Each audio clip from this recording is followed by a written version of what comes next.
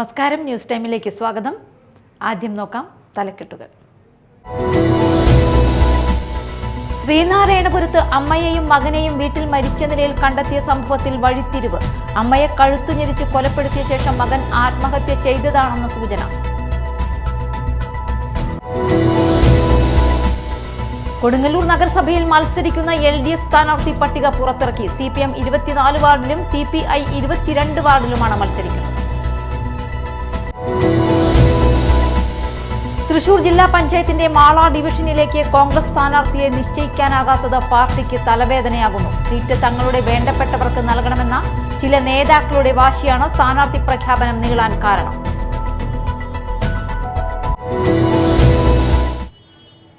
വാർത്തകൾ വിശദമായി. ശ്രീനാരായണപുരത്ത് അമ്മയെയും മകനെയും വീട്ടിൽ മരിച്ച നിലയിൽ കണ്ടെത്തിയ സംഭവത്തിൽ വഴിത്തിരിവ്. അമ്മയെ കഴുത്തുഞെരിച്ച് കൊലപ്പെടുത്തിയ ശേഷം മകൻ ആത്മഹത്യ ചെയ്തതാണെന്ന് സൂചന. സാമ്പത്തിക പ്രശ്നങ്ങളെ തുടർന്നുള്ള മനോവിഷമത്താൽ വിജേഷ് അമ്മയെ കൊലപ്പെടുത്തി ആത്മഹത്യ ചെയ്തതായാണ് പ്രാഥമിക നിഗമനം. ശ്രീനാരായണപുരം ചെന്തെങ്ങ് ബസാർ വില്ലനശ്ശേരി പരേതനായ മോഹനന്റെ ഭാര്യ 61 വയസ്സുള്ള വനജ, മകൻ 38 വയസ്സുള്ള വിജേഷ് എന്നിവരെ ശനിയാഴ്ച ഉച്ചതിരിഞ്ഞ് 3 മണിയോടെയാണ് മരിച്ച നിലയിൽ കണ്ടെത്തിയത്. വനജയെ കഴുത്തുഞെരിച്ച് കൊലപ്പെടുത്തിയതാണെന്ന് പോസ്റ്റ്മോർട്ടത്തിൽ വ്യക്തമായിട്ടുണ്ട്. കടുത്ത സാമ്പത്തിക പ്രതിസന്ധിയിലായിരുന്നു ഇവരെന്നും ബാങ്ക് വായ്പ തിരിച്ചടയ്ക്കാനാകാതെ ബുദ്ധിമുട്ടിലായിരുന്നുവെന്നും അറിവായിട്ടുണ്ട്. വിജേഷിന്റെ അച്ഛൻ മോഹനൻ വർഷങ്ങൾക്ക് മുൻപ് ആത്മഹത്യ ചെയ്തതാണ്. സാമ്പത്തിക പ്രശ്നങ്ങളെ തുടർന്നുള്ള മനോവിഷമത്താൽ വിജേഷ് അമ്മയെ കൊലപ്പെടുത്തി ആത്മഹത്യ ചെയ്തതായാണ് പ്രാഥമിക നിഗമനം. Media time, Kodungallur. കൊടുങ്ങല്ലൂർ നഗരസഭയിൽ മത്സരിക്കുന്ന LDF സ്ഥാനാർത്ഥി പട്ടിക പുറത്തിറക്കി. CPM 24 വാർഡിലും CPI 22 വാർഡിലുമാണ് മത്സരിക്കുന്നത്. അഞ്ചപ്പാലം SC ജനറൽ സീറ്റിൽ മത്സരിക്കുന്ന KR ദേവിക ഏറ്റവും പ്രായം കുറഞ്ഞ CPM സ്ഥാനാർത്ഥിയാണ്. നിലവിലുണ്ടായിരുന്ന കൗൺസിലിൽ അംഗമായ ലതാ ഉണ്ണികൃഷ്ണന് മാത്രമേ CPM മത്സരിക്കാൻ അവസരം നൽകിയുള്ളൂ. മുൻ കൗൺസിലർമാരായ PN Ramadas, MK Saheer, advocate CP Rameshan, MS Vinayakumar, Rasoja Haridas, PG Naiji എന്നിവർ സ്ഥാനാർത്ഥികളാണ്. CPM മുൻ ഏരിയ കമ്മിറ്റി അംഗമായ VK Balachandran, DYFI block president KK Ashiq, CPM Kodungallur local committee അംഗം KK രാധാകൃഷ്ണൻ എന്നിവരും ലിസ്റ്റിൽ ഇടം പിടിച്ചു. അഞ്ചപ്പാലം SC ജനറൽ സീറ്റിൽ മത്സരിക്കുന്ന KR ദേവിക ഏറ്റവും പ്രായം കുറഞ്ഞ CPM സ്ഥാനാർത്ഥിയാണ്. CPM മത്സരിക്കുന്ന 22 സീറ്റുകളിൽ മുൻ കൗൺസിൽ അംഗങ്ങളായിരുന്ന അനിത ബാബുവിനും VB രതീഷിനും മാത്രമേ ഇത്തവണ അവസരം ലഭിച്ചുള്ളൂ. CPI സ്ഥാനാർത്ഥികളായി KU Maya, Sreedevi, Honey Peethambaran, EC Ashokan, PP Subhash, Sini Muraleedharan, AJ Nandakumar, Manjula, Sajitha, PA Johnson, Shaibi Joseph, PO Devasi, Priya Shravan, Lala Bose, KM Ratheesh, Sandhya Manoj, Prajitha Anandan, Geetha Pillai, KP Vasudevan, KP Thilakan എന്നിവരും മത്സരിക്കും. Media time, Kodungallur. തൃശൂർ പഞ്ചായത്തിന്റെ മാള ഡിവിഷനിലേക്ക് കോൺഗ്രസ് സ്ഥാനാർത്ഥിയെ നിശ്ചയിക്കാനാകാത്തത് പാർട്ടിക്ക് തലവേദനയാകുന്നു. സീറ്റ് തങ്ങളുടെ വേണ്ടപ്പെട്ടവർക്ക് നൽകണമെന്ന ചില നേതാക്കളുടെ വാശിയാണ് സ്ഥാനാർത്ഥി പ്രഖ്യാപനം നീളാൻ കാരണം. നിലവിലെ പ്രതിനിധി ശോഭന ഗോകുൽനാഥ് മത്സരത്തിന് ഇല്ലെന്നാണ് വിവരം. തൃശൂർ ജില്ലാ പഞ്ചായത്തിന്റെ മിക്ക ഡിവിഷനുകളിലേക്കും സ്ഥാനാർത്ഥികളെ അനായാസം കണ്ടെത്തിയ കോൺഗ്രസിന് മാള ഡിവിഷൻ കീറാമുട്ടിയാണ്. പ്രമുഖരായ 2 നേതാക്കൾ സീറ്റ് തങ്ങൾക്ക് വേണ്ടപ്പെട്ടവർക്ക് നൽകണമെന്ന വാശിയിലായതാണ് പ്രഖ്യാപനം നീളാൻ കാരണം. KPCC ജനറൽ സെക്രട്ടറി TU രാധാകൃഷ്ണനും ചാലക്കുടി MP ബെന്നി ബെഹനാനും സീറ്റിൽ അവകാശവാദം ഉന്നയിച്ചതാണ് ജില്ലാ കോൺഗ്രസ് കമ്മിറ്റിയെ കുഴയ്ക്കുന്നത്. അന്നമനട ഗ്രാമപഞ്ചായത്ത് അംഗമായ KK രവി നമ്പൂതിരിക്ക് വേണ്ടിയാണ് TU രാധാകൃഷ്ണന്റെ വാദം. കുഴൂർ ഗ്രാമപഞ്ചായത്ത് പ്രസിഡന്റ് സാജൻ കൊടിയന് വേണ്ടിയാണ് ബെന്നി ബെഹനാന്റെ വിട്ടുവീഴ്ചയില്ലാത്ത നിലപാട്. AICC secretary TN Prathapan, youth Congress സംസ്ഥാന പ്രസിഡന്റ് OJ ജനീഷ്, ജില്ലയിലെ ഇതര DCC സെക്രട്ടറിമാർ എന്നിവർ രവി നമ്പൂതിരിക്കായി പിന്തുണ നൽകുമ്പോൾ സ്ഥലം MP എന്ന നിലയിൽ നിലപാടിൽ ഉറച്ച ബെന്നി ബെഹനാൻ നിൽക്കുന്നതാണ് കാര്യങ്ങൾ കൂടുതൽ സങ്കീർണമാക്കുന്നത്. ചർച്ചകൾ പല വഴിക്ക് നടക്കുന്നുണ്ടെങ്കിലും സമന്വയത്തിൽ എത്താൻ ഇനിയും കഴിഞ്ഞിട്ടില്ല. നാളെയോടെ തീരുമാനം ഉണ്ടാകുമെന്നാണ് DCC നേതൃത്വം വ്യക്തമാക്കുന്നത്. അതേസമയം നിലവിലെ പ്രതിനിധി ശോഭന ഗോകുൽനാഥ് മത്സരത്തിനില്ലെന്നാണ് വിവരം. Media time, Mala. ന്യൂഡൽഹിയിലെ രാഷ്ട്രപതി ഭവൻ ദേശീയ തലത്തിൽ സംഘടിപ്പിച്ച ശിശുദിനാഘോഷത്തിൽ മാള ഹോളി ഗ്രേസ് അക്കാദമിക്ക് രാഷ്ട്രപതി ദ്രൗപദി മുർമുവിന്റെ പ്രത്യേക ആദരം. സ്കൂളിലെ സ്കൗട്ട് ആൻഡ് ഗൈഡ്സ് പ്രവർത്തനങ്ങൾ, വിദ്യാർത്ഥികളുടെ സാമൂഹിക സേവന രംഗത്തെ ഇടപെടലുകൾ, അക്കാദമിക് നേട്ടങ്ങൾ എന്നിവയുടെ അടിസ്ഥാനത്തിൽ കേരളത്തിൽ നിന്നുള്ള 2 സ്കൂളുകളിൽ നിന്നായി മാള ഹോളി ഗ്രേസ് അക്കാദമിയുടെ പേര് ഉൾപ്പെട്ടതോടെയാണ് ഈ അപൂർവ അവസരം ലഭിച്ചതെന്ന് സ്കൂൾ പുറത്തിറക്കിയ വാർത്താക്കുറിപ്പിൽ അറിയിച്ചു. School principal doctor P V Livia, scout മാസ്റ്ററും അസിസ്റ്റന്റ് സ്റ്റേറ്റ് ട്രെയിനിംഗ് കമ്മീഷണറുമായ CM ശ്രീലിമ, സ്റ്റുഡന്റ് കൗൺസിൽ അംഗങ്ങളായ S Sreepath, Abhinav Krishna, scout and guides അംഗങ്ങളായ PS ചിന്മയി, ടിയ മേഴ്സി എന്നിവർ പരിപാടിയിൽ പങ്കെടുത്തു. രാഷ്ട്രപതി ദ്രൗപദി മുർമുവുമായി ഇവർ നേരിൽ കൂടിക്കാഴ്ച നടത്തി. ഇന്ന് വൃശ്ചികം 1. മാള വടമ പാമ്പുമേക്കാട്ട് മനയിൽ നാഗപ്രീതി തേടി 100 കണക്കിന് ഭക്തർ എത്തി. ഇന്ന് മനയുടെ അകത്ത് പ്രവേശനം അനുവദിച്ചിട്ടുള്ളതിനാൽ വിവിധ ജില്ലകളിൽ നിന്നായി പുലർച്ചെ മുതൽ ആളുകൾ എത്തി. വൈകിട്ട് 5:30 വരെ ദർശനം നടത്താനുള്ള സൗകര്യമുണ്ട്. പോലീസ്, വൈദ്യസഹായം, ആംബുലൻസ്, ഫയർഫോഴ്സ് സൗകര്യവും ഭക്ഷണവും സേവാഭാരതിയുടെ സേവനവും ഭക്തർക്കായി സജ്ജമാക്കിയിട്ടുണ്ട്. കിട്ടുന്നവർ സേവാഭാരതി ഓഫീസിൽ എത്തിക്കുക.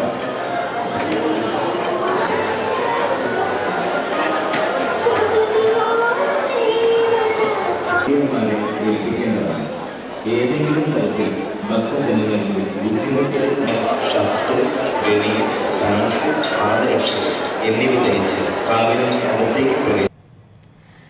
തദ്ദേശ തിരഞ്ഞെടുപ്പിൽ എറിയാട് ഗ്രാമപഞ്ചായത്തിൽ നിന്നും മത്സരിക്കുവാൻ UDFന്റെ 10 സ്ഥാനാർത്ഥികളെയും ബ്ലോക്ക് ഡിവിഷനിലേക്ക് 1 സ്ഥാനാർത്ഥിയെയും ജില്ലാ പഞ്ചായത്തിലേക്കുള്ള സ്ഥാനാർത്ഥിയെയും എറിയാട് മണ്ഡലം കോൺഗ്രസ് കമ്മിറ്റി പ്രഖ്യാപിച്ചു. എറിയാട് സർവീസ് സഹകരണ ബാങ്കിൽ ചേർന്ന പൊതുയോഗത്തിൽ മണ്ഡലം കോൺഗ്രസ് പ്രസിഡന്റ് PA മുഹമ്മദ് അധ്യക്ഷത വഹിച്ചു.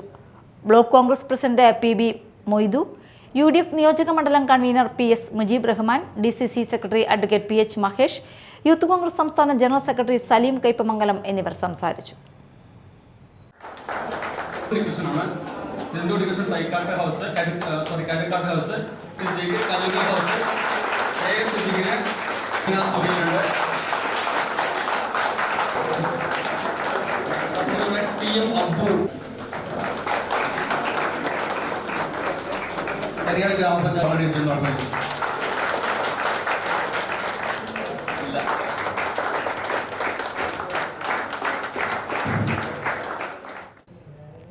ഇനി പ്രത്യേക തെരഞ്ഞെടുപ്പ് പരിപാടിയായ എൻ്റെ പഞ്ചായത്താണ്. ഇന്ന് കാണാം വെള്ളാങ്കല്ലൂർ.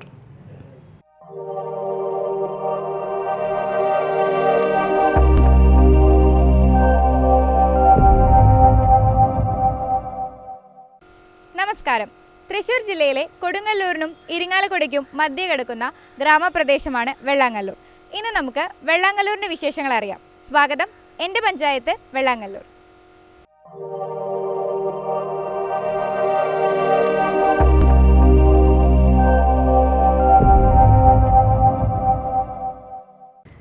തൃശ്ശൂർ ജില്ലയിലെ തെക്കേ ഭാഗത്ത് പാടശേഖരങ്ങളും ചെറുനദികളും ഗ്രാമവീഥികളും ചേർന്ന് ഒരു മനോഹര ഗ്രാമജീവിതം തീർത്ത ഇടമാണ് വെള്ളാങ്കല്ലൂർ.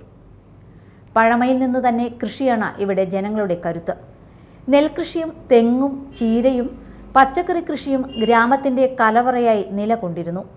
ഇന്ന് കാർഷിക മേഖലയ്ക്ക് പറയത്തക്ക വികാസമൊന്നുമില്ല.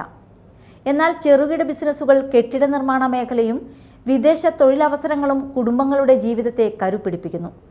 ഗൾഫ് മേഖലയിൽ ജോലി ചെയ്യുന്നവരുടെ സംഭാവന പഞ്ചായത്ത് സാമ്പത്തിക വളർച്ചയിൽ വലിയ പങ്കുവഹിക്കുന്നു.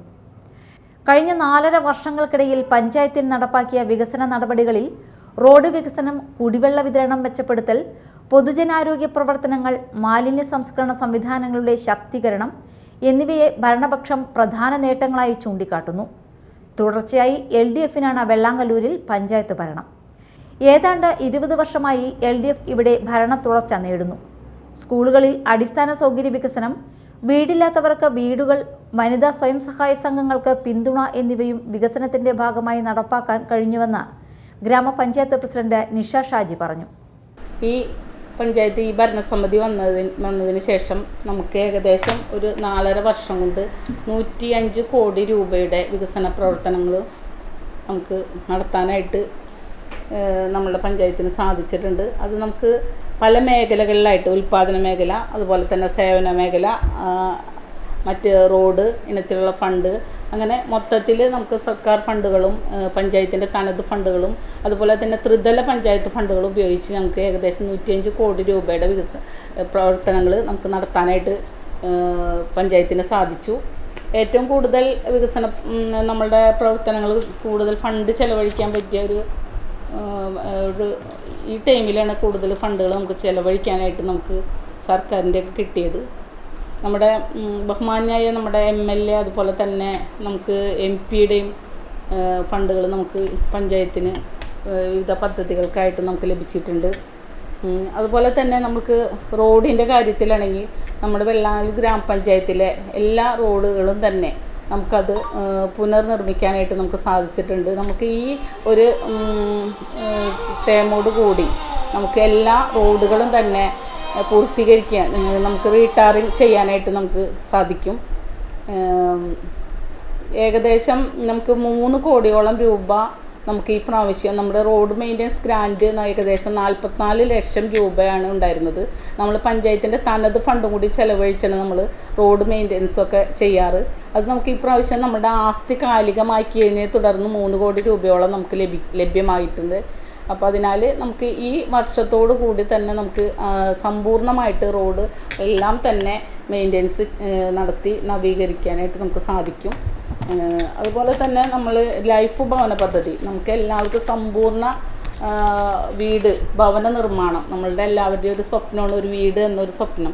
അത് നമ്മൾ പഞ്ചായത്തിനെ സംബന്ധിച്ച് 342 പേർക്ക് ലൈഫ് ഭവന പദ്ധതി പ്രകാരം നമുക്ക് വീടുകൾ നമുക്ക് കൊടുക്കാനായിട്ട് നമുക്ക് സാധിച്ചു. ഏകദേശം ഒരു 13,68 ലക്ഷം രൂപ നമ്മൾ അതിനു വേണ്ടിയിട്ട് നമുക്ക് ത്രിതല പഞ്ചായത്ത് സർക്കാർ ഫണ്ട് പഞ്ചായത്ത് ഫണ്ടും കൂടി വെച്ചിട്ട് നമുക്കത് നടപ്പിലാക്കാനായിട്ട് നമുക്ക് സാധിച്ചു. അതുപോലെ തന്നെ നമുക്ക് ഏകദേശം തൊഴിലുറപ്പ് പദ്ധതിയിൽ അത് നമുക്ക് ഈ പ്രാവശ്യം നമുക്ക് 2000 പേര് നമുക്ക് 100 തൊഴിൽ ദിനങ്ങൾ തന്നെ നമുക്ക് പൂർത്തീകരിക്കാനായിട്ട് നമുക്ക് സാധിച്ച് 12 കോടിയുടെ ഒരു ചരിത്രം സൃഷ്ടിച്ചാണ് നമുക്ക് വെള്ളാങ്കല്ലൂർ പഞ്ചായത്തിനെ സംബന്ധിച്ച് നമുക്ക് മഹാത്മാഗാന്ധി ദേശീയ ജില്ലയിലാകെ നമുക്ക് ഒരു മാതൃകയാക്കാനായിട്ട് നമുക്ക് സാധിച്ചു. അതുപോലെ തന്നെ നമ്മളുടെ അംഗൻവാടികളെ സംബന്ധിച്ച് പറയുകയാണെന്ന് വെച്ചാൽ നമുക്ക് പഞ്ചായത്തിനെ സംബന്ധിച്ച് 33 അംഗൻവാടികളുണ്ട്. അതിൽ തന്നെ നമുക്ക് സ്മാർട്ട് അംഗനവാടികളിൽ ഭൂരിഭാഗം അംഗനവാടികൾക്ക് നമുക്ക് സ്മാർട്ട് അംഗനവാടികളാക്കാനായിട്ട് നമുക്ക് സാധിച്ചു. അതും ഞങ്ങൾക്ക് വലിയൊരു നേട്ടമായി പറയുന്നത്. കാരണം വെച്ചിട്ടുണ്ടെങ്കിൽ പ്രളയം തുടങ്ങി ഇതൊക്കെ വന്നിട്ടും നമുക്ക് ഇതെല്ലാം കാര്യങ്ങളും നമുക്ക് നല്ല ഭംഗിയായിട്ട് തന്നെ നമുക്ക് ചെയ്യാനായിട്ട് നമുക്കറിയാം. ഒരു 2010 കാലഘട്ടത്തിൽ നിന്ന് എത്രയോ വ്യത്യസ്തമായി നമുക്ക് റോഡുകളുടെ കാര്യങ്ങളിലായാലും അതുപോലെ തന്നെ നമ്മളുടെ കെട്ടിടങ്ങളുടെ കാര്യങ്ങളിലായാലും എല്ലാം നമുക്ക് സ്മാർട്ടാക്കാനായിട്ട് നമുക്ക് സാധിച്ചു എന്നുള്ളത് വെള്ളാങ്കല്ലൂർ ഗ്രാമപഞ്ചായത്തിനെ സംബന്ധിച്ച് വലിയൊരു നേട്ടം തന്നെയാണ്. അതുപോലെ തന്നെ നമ്മൾക്കിപ്പോൾ 33 അംഗൻവാടി ഉണ്ടെങ്കിൽ 2 അംഗൻവാടി കെട്ടിടങ്ങളുടെ മാത്രമാണ് നമുക്ക് കെട്ടിടം ഇല്ലാത്തത്. അത് നമുക്കത് ആരംഭിക്കാൻ ഞങ്ങൾ പോവുകയാണ്. അതുപോലെ തന്നെ നമ്മൾ എടുത്തു പറയേണ്ടതാണ് നമ്മുടെ ആരോഗ്യരംഗത്തിൽ എന്ന് വെച്ചിട്ടുണ്ടെങ്കിൽ നമ്മൾ കോവിഡിന് ശേഷമാണ് നമുക്ക് കോവിഡിൻ്റെ സമയത്താണ് ഈ ഭരണസമിതി വന്നത്. കോവിഡിൻ്റെ പ്രവർത്തനങ്ങളൊക്കെ ഏറ്റവും നല്ല മികച്ച പ്രവർത്തനങ്ങൾ നമുക്ക് കാഴ്ചവെക്കാനായിട്ട് സാധിച്ചു. ഏകദേശം നമ്മളൊരു 18 ലക്ഷം രൂപ നമ്മൾ പാലിയേറ്റീവ് പ്രവർത്തനമായിട്ട് നമ്മൾ മുന്നോട്ട് പോവുകയാണ്. നമുക്കതിനൊരു യൂണിറ്റ് അടക്കമുണ്ട്. വീടുകളിൽ പോയിട്ട് ഇവരെ ഇത് ചെയ്യാൻ അവരെ സ്വാന്തനിപ്പിക്കാനായിട്ട് ടീം തന്നെയുണ്ട്. നമ്മൾ അവർക്ക് രോഗികൾക്ക് ആവശ്യമായിട്ടുള്ള എയർബെഡ് മുതലുള്ള മറ്റുള്ള വാക്കർ എയർബെഡ് അങ്ങനത്തെയുള്ള കാര്യങ്ങളൊക്കെ നമ്മൾ ഇവിടുന്ന് ചെയ്യുന്നുണ്ട്. നമുക്ക് സ്കൂളുകളുടെ കാര്യങ്ങളിലാണെന്ന് നോക്കിയിട്ടുണ്ടെങ്കിലും സ്കൂളുകൾ ഞങ്ങൾക്ക് പഞ്ചായത്തിന് ഒരു 6 സ്കൂളാണ് ഉള്ളത്. ആ സ്കൂളുകളെല്ലാം തന്നെ ഇപ്പോൾ വലിയൊരു മാറ്റം നമുക്ക് അടച്ചുപൂട്ടൽ ഭീഷണിയിലായിരിക്കുന്ന സമയത്ത് നമുക്ക് ആ സ്കൂൾ കെട്ടിടങ്ങളുടെ അടിസ്ഥാന സൗകര്യങ്ങളെല്ലാം തന്നെ മികവുറ്റുള്ളതാക്കാനായിട്ട് നമുക്ക് സാധിച്ചിട്ടുണ്ട്. നമ്മളുടെ ഈ പഞ്ചായത്തിനോട് ചേർന്നിട്ടുള്ളൊരു സ്കൂളാണ് കോണത്തൂന്ന് സ്കൂള്. ആ സ്കൂളിൽ നമുക്ക് ഏകദേശം ഒരു 1000-ഓളം കുട്ടികൾ, ഒരു 800 ചില്ലാനും കുട്ടികളൊക്കെ നമുക്ക് അവിടെ പഠിക്കുന്നുണ്ട്. അപ്പോൾ അത് നമുക്ക് നമ്മളുടെ MLA-യുടെ ഒരു നേതൃത്വത്തിൽ ഏറ്റവും നല്ല സ്കൂളുകളാക്കി മാറ്റാനായിട്ട് ഏകദേശം ഒരു 3 കോടിയുടെ അടുത്ത് വരെ നമുക്ക് അത് ചിലവഴിച്ച് നല്ലൊരു കെട്ടിടം ഇപ്പോൾ അടുക്കളയുടെ പണി നമ്മൾ ആരംഭിക്കുകയാണ്. അപ്പോൾ അത് ചെയ്യാൻ പറ്റി. അതുപോലെ തന്നെ എല്ലാവരും നമുക്ക് MLA നമ്മളുടെ സ്കൂളുകൾക്കൊക്കെ വേണ്ടി വലിയൊരു തുക സർക്കാരിൻ്റെ ഫണ്ട് നമുക്ക് ലഭ്യമാക്കിയിട്ടുണ്ട്. അതിൻ്റെയൊക്കെ പ്രവർത്തനങ്ങൾ നമ്മൾ ആരംഭിച്ചുകൊണ്ടിരിക്കുകയാണ്. അത്രയും നമുക്കിതുണ്ട്. അതുപോലെ തന്നെ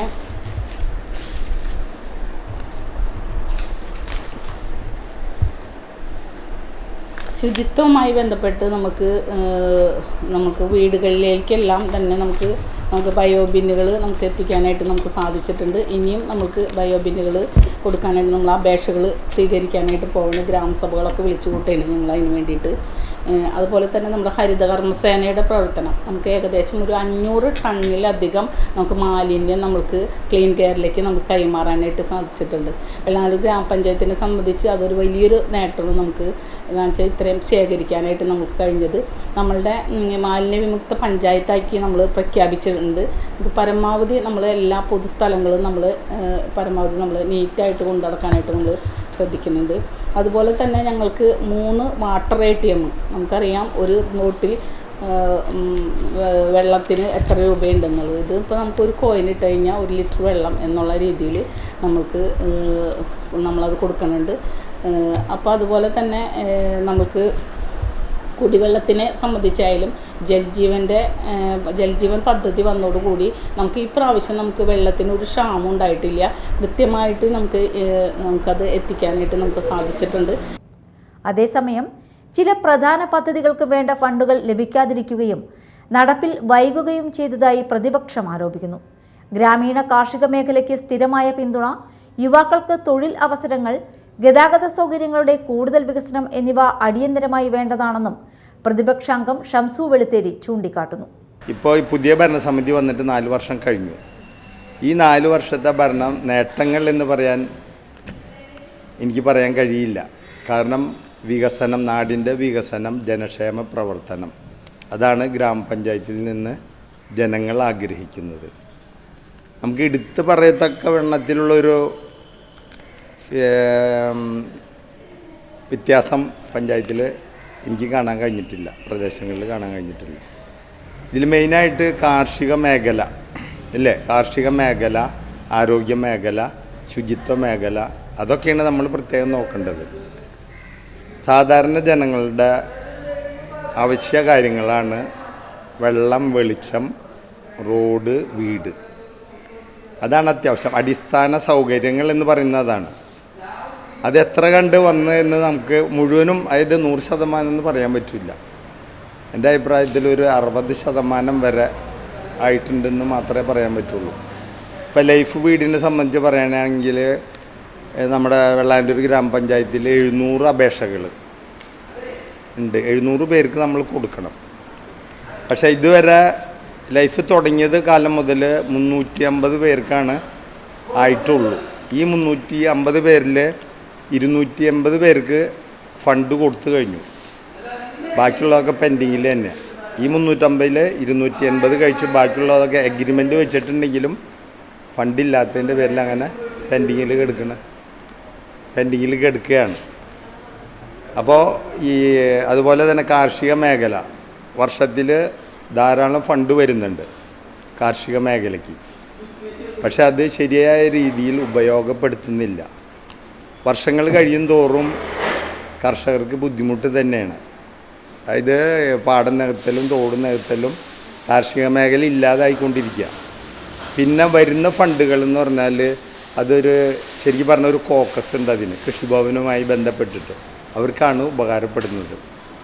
ശരിയായ കർഷകരിലേക്ക് എത്തുന്നില്ല. പിന്നെ മാത്രമല്ല നമ്മൾ കർഷകരെ പ്രോത്സാഹിപ്പിക്കുക എന്ന് പറഞ്ഞാൽ അവർക്കുള്ള അടിസ്ഥാന സൗകര്യങ്ങൾ നമ്മൾ ശരിയാക്കി കൊടുക്കണം. കാരണം മഴക്കാലമായി കഴിഞ്ഞാൽ വെള്ളത്തിൻ്റെ പ്രശ്നങ്ങളാണ് അവർക്ക്. മഴ മാറിക്കഴിഞ്ഞാൽ വെള്ളം കിട്ടാത്തതിൻ്റെ പ്രശ്നങ്ങൾ. അപ്പോൾ അതൊക്കെ തരണം ചെയ്താൽ മാത്രമേ നമ്മൾ കാർഷിക മേഖലയെ സംരക്ഷിച്ചു എന്ന് പറയാൻ കഴിയുള്ളൂ. അത്തരത്തിലുള്ള ഒന്നും തന്നെ പഞ്ചായത്തിൽ നടക്കുന്നില്ല. റോഡുകളെ സംബന്ധിച്ച് ഇപ്പോൾ കഴിഞ്ഞ ഭരണസമിതിയുടെ കാലത്താണ് ഞങ്ങൾ റോഡുമായി ബന്ധപ്പെട്ട്, കാരണം ഞാനൊരു ടാക്സി ഡ്രൈവറായിരുന്നു, ലോറി ഡ്രൈവറായിരുന്നു, ബസ് ഡ്രൈവറായിരുന്നു. അപ്പോൾ എനിക്കറിയാം റോഡുമായി ബന്ധപ്പെട്ട് അതുപോലെ തന്നെ വെളിച്ചം അതിനെ സംബന്ധിച്ചൊക്കെ നല്ല രീതിയിൽ എല്ലാ ഗ്രാമസഭകളിലും അതേപോലെ തന്നെ നമ്മുടെ കമ്മിറ്റികളിലും മെയിൻ കമ്മിറ്റികളിലൊക്കെ സംസാരിച്ചുകൊണ്ട് തന്നെയാണ് റോഡിൻ്റെ വർക്കുകളിലൂടെ വന്നത്. കഴിഞ്ഞ ഭരണസമിതിയുടെ കാലത്ത് 37 ലക്ഷം രൂപയാണ് ഒരു വർഷം റോഡിന് മെയിൻ്റനൻസ് കിട്ടിയിരുന്നത് വെള്ളാങ്കല്ലൂർ ഗ്രാമപഞ്ചായത്തിന്. കാരണം ചോദിച്ചപ്പോൾ അതിൽ അസറ്റിൽ റോഡുകളുടെ പേരുകളില്ല എന്നുള്ളതാണ് സംഭവം ഉണ്ടായത്. കാരണം മുൻ ഭരണസമിതി അതൊന്നും ശ്രദ്ധിച്ചിരുന്നില്ല. ഇപ്പം ഞാൻ ഭരണസമിതിയിൽ വന്നപ്പോൾ ഞാനപ്പോൾ ഇതുമായി ബന്ധപ്പെട്ട് റോഡിനെ സംബന്ധിച്ച് അത് ചോദിക്കുകയും അപ്പോൾ അതിന് നമുക്ക് കിട്ടിയ മറുപടി അതാണ്. അങ്ങനെ ഞങ്ങൾ മാസങ്ങളോളം കഴിഞ്ഞ ഭരണസമിതിയുടെ മെമ്പർമാർ മാസങ്ങളോളം ഇരുന്ന് ചർച്ച ചെയ്ത് റോഡുകളുടെ പേരുകൾ എഴുതി ഒക്കെ ഞങ്ങൾ ഗവൺമെൻറ്റിന് സമർപ്പിച്ചു. അതിനുശേഷം ഇപ്പോൾ ഈ ഭരണസമിതി വന്നപ്പോഴും ഞങ്ങൾ പുതിയ അസറ്റ് ഉണ്ടാക്കി പഞ്ചായത്തിൻ്റെ മൊത്തം 21 വാർഡുകളിൽ. അത് പ്രകാരം ഞങ്ങൾക്ക് ഇപ്പോൾ 3,07,00,000 രൂപയാണ് ഇത്തവണ ഞങ്ങൾക്ക് മെയിൻ്റനൻസിന് വന്നത്. എന്തുകൊണ്ടെന്നാൽ ഞങ്ങളത് പരിശ്രമിച്ച് അത്രയും ഫണ്ട് വരുത്തിയാണ്. അപ്പോൾ ഈ റോഡ് മെയിൻ്റനൻസിനുള്ള ഫണ്ട് വന്നെങ്കിലും പുതിയ റോഡുകൾ, അതായത് ഈ മണ്ണ് റോഡുകളുണ്ടല്ലോ, അത് നമുക്ക് ടാർ ചെയ്യാനോ അതേപോലെ തന്നെ കോൺക്രീറ്റ് ചെയ്യണമെങ്കിൽ മെയിൻ്റനൻസ് ഗ്രാൻഡിൽ നിന്ന് എടുക്കാൻ പറ്റില്ല. റോഡ് മെയിൻ്റനൻസ് ഗ്രാൻഡ് എന്ന് പറയുമ്പോൾ റോഡ് ടാറിങ്ങിന് റീടാറിങ്ങിന് മാത്രമേ ഉപയോഗിക്കാൻ പാടുള്ളൂ. അതുകൊണ്ട് പുതിയ റോഡുകൾ ഉണ്ടാക്കാൻ കഴിയുന്നില്ല. CFC ഫണ്ട് എന്ന് പറഞ്ഞാൽ 35 ലക്ഷം 34 ലക്ഷം രൂപയ്ക്കാണ് ഒരു വർഷം വരുന്നത്. 21 വാർഡുകളിലും കൂടി ഇത് ചെലവഴിക്കാൻ പറ്റുമോ? അപ്പോൾ ആ ഒരു പ്രശ്നം കൂടി ഉണ്ട്. അപ്പോൾ അതിന് ഞാൻ പ്രത്യേകം ഇവിടെ ജിയോ മെമ്പറുണ്ട് 1-ാം വാർഡിൽ, ആളിന് വികസന സ്റ്റാൻഡിംഗ് കമ്മിറ്റി ചെയർമാൻ, അദ്ദേഹത്തോട് പ്രത്യേകം പറഞ്ഞു. അതേപോലെ തന്നെ കമ്മിറ്റിയിലും നിരന്തരം ഇതുമായി ബന്ധപ്പെട്ട് സംസാരിക്കാറുണ്ട്. അപ്പോൾ അതിൻ്റെ കാര്യം ഇതുവരെ ഒന്നും ആയിട്ടില്ല. പക്ഷേ അതോടൊപ്പം തന്നെ ഇപ്പോൾ ഞാൻ പറഞ്ഞത്, ഞാൻ 5-ാം വാർഡ് മെമ്പറാണ്. 5-ാം വാർഡിൽ തന്നെ മൊത്തം ഈ പുതിയ അസറ്റിൽ 48 റോഡുകൾ വന്നിട്ടുണ്ട്. 48 റോഡുകളിൽ ഏതാണ്ട് ഒരു 18 റോഡുകളും ഈ മണ്ണ് റോഡുകളാണ്. അതിഞ്ഞ് മാറ്റാനുണ്ട്. കുടിവെള്ളം എന്ന് പറഞ്ഞാൽ നേരത്തെ വാട്ടർ അതോറിറ്റിയിൽ നിന്ന് കിട്ടിയിരുന്ന വെള്ളമായിരുന്നു. പിന്നെ ഇവിടെ TN പ്രതാപൻ MLA ആയിരുന്നപ്പോൾ ഒരു 10-12 വർഷം മുമ്പ് അദ്ദേഹം കൊണ്ടുവന്ന ഒരു സ്വപ്ന പദ്ധതിയായിരുന്നു ജലനിധി. ആ ജലനിധി എന്ന് പറഞ്ഞാൽ കുറേ കാലം, ഇപ്പോഴും അതേ രീതിയിൽ തന്നെ, ഇപ്പോൾ കുറച്ച് നാളായിട്ട് വെള്ളം കിട്ടിക്കൊണ്ടിരിക്കുന്നുണ്ട്. പക്ഷേ അത് അധിക ടൈമും വെള്ളം കിട്ടാതെ ജനങ്ങൾ വലയുന്ന ഒരു സംഭവമായിരുന്നു ഇവിടെ നടന്നിരുന്നത് പഞ്ചായത്തിൽ. അതിൻ്റെ നടത്തിപ്പ് ഇപ്പോൾ ജലനിധിക്ക് കൊടുത്തു. ആ ജലനിധി എന്ന് പറഞ്ഞാൽ ഒരു സെപ്പറേറ്റ് ഇതാണ്, SLES എന്നും പറഞ്ഞിട്ട് ഒരു ഇതാണ്. അതിൽ അവർക്ക് പഞ്ചായത്തായിട്ട് ബന്ധമുണ്ടെങ്കിലും പക്ഷേ ഈ മറ്റേ വാട്ടർ അതോറിറ്റിക്ക് പൈസ കൈമാറേണ്ടത്, ഫണ്ട് കൈമാറേണ്ടത് പഞ്ചായത്താണ്. പഞ്ചായത്തും വാട്ടർ അതോറിറ്റിയും തമ്മിലാണ് അഗ്രിമെൻറ്റ്. ജലനിധിയായിട്ട് യാതൊരു അഗ്രിമെൻറ്റും ഇല്ല. ജലനിധിക്ക് ഫണ്ട് പിരിപ്പിക്കുക, അതോടൊപ്പം തന്നെ റോഡുകളിലുള്ള ഇപ്പോൾ മെയിൻ്റനൻസ് ഉണ്ടെങ്കിൽ ആ മെയിൻ്റനൻസ് ചെയ്യുക, അതാണ് അവരുടെ പണി. പക്ഷെ അത് കൃത്യമായിട്ട് നടക്കുന്നില്ല, ഫണ്ട് ശരിയായ രീതിയിൽ പിരിപ്പിക്കുന്നില്ല. ഇപ്പോൾ ഈ 4 വർഷം കൊണ്ട് ഏതാണ്ട് 4 കോടി രൂപയോളം പഞ്ചായത്ത് വാട്ടർ അതോറിറ്റിക്ക് കൊടുക്കണം. അതിനു മുമ്പുള്ള ഭരണസമിതിയിൽ അങ്ങനത്തെ പ്രശ്നങ്ങൾ ഉണ്ടായിരുന്നില്ല. ഇപ്പോഴത്തെ ഭരണസമിതി വന്നതിന് ശേഷമാണ് ഈ പ്രശ്നങ്ങൾ മുഴുവൻ വന്നത്. അത് ഭരണസമിതിയുടെ കുറ്റം കൊണ്ടല്ല, അത് ശരിക്കും പറഞ്ഞാൽ ഈ ജലനിധി എന്ന് പറഞ്ഞുള്ള കമ്മിറ്റി ഉണ്ട് അവിടെ, ആ കമ്മിറ്റിയുടെ പ്രശ്നമാണ്. കാരണം അവർക്ക് യാതൊരു ഉത്തരവാദിത്വം ഇല്ല. പൈസ പിരിപ്പിക്കുക, പഞ്ചായത്തിന് കൈമാറുക എന്നുള്ളതാണ്. പഞ്ചായത്താണ് ഇതിൻ്റെ ഉത്തരവാദിത്വം പറയേണ്ടത്. ഈ വെള്ളം സ്റ്റോപ്പ് ചെയ്താൽ പഞ്ചായത്തിൻ്റെ കുറ്റം പറയുള്ളൂ, ഈ ജലനിധിനെ ആരും കുറ്റം പറയില്ല. അവർ നാളെ മൂട് നെട്ടി പോയി കഴിഞ്ഞാൽ കഴിഞ്ഞു ഇല്ലേ? പൈസ ആരാണ് കെട്ടേണ്ടത്? പഞ്ചായത്താണ്. അത് ഇതുവരെ ഓഡിറ്റിങ് യാതൊരു കാര്യം നടന്നിട്ടില്ല. ഇപ്പോൾ കഴിഞ്ഞ ഒരു 2 മാസം മുമ്പ് അതുമായി ബന്ധപ്പെട്ട് ഞാൻ സംസാരിച്ചപ്പോൾ അവർ മറ്റേ മെയിൻ്റനൻസ് തന്നെ 2 മാസം കൂടുമ്പോൾ 1 ലക്ഷത്തി ചില്ലാനം മെയിൻ്റനൻസിന് സാധനങ്ങൾ വാങ്ങുന്നുണ്ടെന്ന് പറയുന്നത്. പക്ഷേ അതിൻ്റെ ബില്ലും കാര്യങ്ങളും ഇതുവരെ പഞ്ചായത്തിൽ കൊടുത്തിട്ടില്ല. അപ്പോൾ അത്തരത്തിലുള്ള ഒരു തട്ടിപ്പെന്ന് തന്നെ പറയാം. പക്ഷേ എനിക്ക് പറയാൻ പാടില്ല, ഞാൻ ഒരു മെമ്പർ എന്നുള്ള നിലയ്ക്ക്. പക്ഷേ എൻ്റെ മനസ്സിൽ വരുന്ന അത്തരം കാര്യങ്ങളാണ്. അപ്പോൾ നമ്മുടെ നാടിൽ വികസനം നടക്കണമെന്നുണ്ടെങ്കിൽ നമ്മൾ രാഷ്ട്രീയം നോക്കാതെ എല്ലാവരും ഒത്തുചേർന്ന് കിട്ടുന്ന ഫണ്ട് നല്ല രീതിയിൽ ഉപയോഗപ്പെടുത്തണം. അത് വക മാറ്റി ചിലവാക്കലും അല്ലെങ്കിൽ വേറെ ഏതെങ്കിലും കാര്യങ്ങൾക്ക് ഉപയോഗിക്കലും അതൊരിക്കലും ശരിയല്ല. അപ്പോൾ ആ വികസന പ്രവർത്തനം അവിടെ മുരടിച്ച് പോകും. അതേപോലെ തന്നെ നമുക്ക് ഇഷ്ടം പോലെ തരിശ് കെടുക്കുന്ന ഭൂമികളുണ്ട്, അത് ഉപയോഗപ്പെടുത്തണം. ഉപയോഗപ്പെടുത്താമെന്ന് പറഞ്ഞു കഴിഞ്ഞാൽ ഒരു തരിശ് ഭൂമി തൊഴിലുറപ്പാരെ കൊണ്ട് അത് ഇത്തവണ വർക്ക് ചെയ്യിച്ചാൽ പിന്നെ 3 വർഷം കഴിയേണ്ട നമുക്ക് തൊടാൻ പറ്റില്ല. തരിശ് ഭൂമികൾ പഞ്ചായത്തോ അല്ലെങ്കിൽ ബ്ലോക്ക് പഞ്ചായത്തോ ഏറ്റെടുത്ത് അത് 3 വർഷം വരെ ഏറ്റെടുത്തുകൊണ്ട് അതിൽ കൃഷി ചെയ്ത് കഴിഞ്ഞാൽ, ഈ തൊഴിലുറപ്പാരെ വെച്ച് കൃഷി ചെയ്ത് കഴിഞ്ഞാൽ, അല്ലെങ്കിൽ പ്രത്യേകം കൃഷിഭവൻ വഴി അതിന് പ്രത്യേക ഒരു ഗ്യാങ് ഉണ്ടാക്കി ആ തരിശായി കിടക്കുന്ന ഭൂമിയിൽ കൃഷികൾ ചെയ്താൽ ആ ജനങ്ങൾക്കത് ഉപകാരപ്പെടും, ആ പ്രദേശത്തെ ജനങ്ങൾക്ക് ഉപകാരപ്പെടും. അതൊന്നും ചെയ്യില്ല. ഫണ്ടുകൾ വരും, ആ ഫണ്ടുകൾ ഏതെങ്കിലുമൊക്കെ ചിലവാക്കി ഈ രാഷ്ട്രീയം പറഞ്ഞ് അങ്ങോട്ട് മാറും. കുറേ സമരവും കാര്യങ്ങളൊക്കെ ആയിട്ട് അങ്ങോട്ട് മുന്നോട്ട് പോകുന്നല്ലാണ്ട് ശരിയായ രീതിയിൽ നമുക്ക് പഞ്ചായത്തുകളിൽ വികസന പ്രവർത്തനങ്ങൾ നടക്കുന്നില്ല എന്നാണ് എൻ്റെ അഭിപ്രായം. എല്ലാ ചർച്ചകളും വിമർശനങ്ങളും നിലനിൽക്കുമ്പോഴും വെള്ളാങ്കല്ലൂരിലെ ജനങ്ങൾ അവരുടെ നാടിൻ്റെ ഭാവിയെ വിശ്വാസത്തോടെ നോക്കിക്കാണുന്നു. പരിസ്ഥിതി സൗഹൃദ വികസനം, കുടിവെള്ള സ്രോതസ്സുകളുടെ സംരക്ഷണം, നാട്ടിൻപുറ വിനോദസഞ്ചാര സാധ്യതകൾ ഉപയോഗപ്പെടുത്തൽ, ഗ്രാമജീവിതത്തിൻ്റെ ആത്മാവ് നിലനിർത്തൽ, ഇതാണ് അവരുടെ സ്വപ്നവും ലക്ഷ്യവും. പാരമ്പര്യത്തെയും പുരോഗമനത്തെയും ചേർത്തു നിർത്തുന്ന വെള്ളാങ്കല്ലൂർ കൂട്ടായ്മയും പ്രതീക്ഷയും കൈമുതലാക്കി മുന്നോട്ട് നടക്കുന്നു. ഒരു സമൃദ്ധിയും സുസ്ഥിരതയുമുള്ള നാളെയിലേക്കായി മികച്ച ഭരണാധികാരികളെ തേടുന്നു. സ്വജനപക്ഷപാതമില്ലാത്ത വികസനത്തിന്റെ നാളുകളാണ് ഓരോ തെരഞ്ഞെടുപ്പിലും ജനം സ്വപ്നം കാണുന്നത്. വെള്ളാങ്കല്ലൂരിന്റെ നാളുകളും അങ്ങനെ തന്നെ ആവട്ടെ എന്ന ശുഭപ്രതീക്ഷയോടെ നിർത്തട്ടെ. മറ്റൊരു പഞ്ചായത്തിന്റെ വിശേഷങ്ങളുമായി അടുത്ത എപ്പിസോഡിൽ കാണും വരെ കാത്തിരിക്കൂ. നന്ദി, നമസ്കാരം.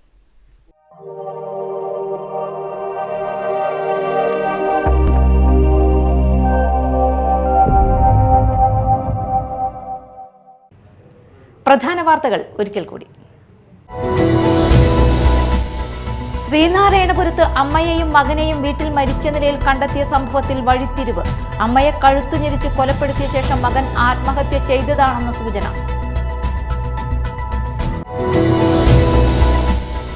കൊടുങ്ങല്ലൂർ നഗരസഭയിൽ മത്സരിക്കുന്ന LDF സ്ഥാനാർത്ഥി പട്ടിക പുറത്തിറക്കി. CPM 24 വാർഡിലും CPI 22 വാർഡിലുമാണ് മത്സരിക്കുന്നത്.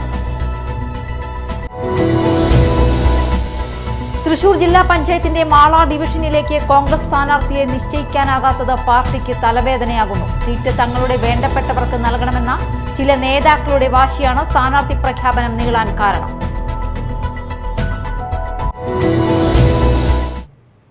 ഇതോടെ ന്യൂസ് ടൈം സമാപിച്ചു. നമസ്കാരം.